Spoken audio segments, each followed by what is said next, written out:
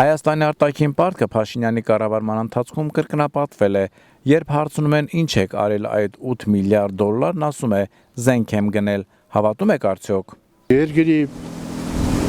այդ պարտքը, որ ծրագնդիկի նման աճում, ասում են զենք ենք գնել։ Եթե զենք եք գնել, ում համար եք գնել, եթե դուք պատերազմ չեք ուզում։ Եթե դուք հայտարարում եք, եթե մենք գնացինք կլինի պատերազմ, հաջորդների համար եք այդ զենքը գնել, բնավ ոչ։ Սա խաբկանք է, ստի մեջ։ 8 միլիարդ օր զենքը չի բավարարի պատերազմի ժամանակ։ Պետք է ինչ իմանաս, մեկ տարի գտևի,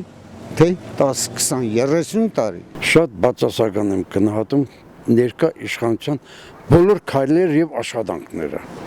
Մեր հուշարձանում, մեր անհայտ կորած զինվորների նկարներին չեն անել։ Էլի թող ռեմոնտ անեն, բայց նկարները թող տեղում մնային։ Վախենման նկարներից։ Չէ՞ որ դրանք Արցախի համար են գնացել կռվել, մեր համար են կռվել։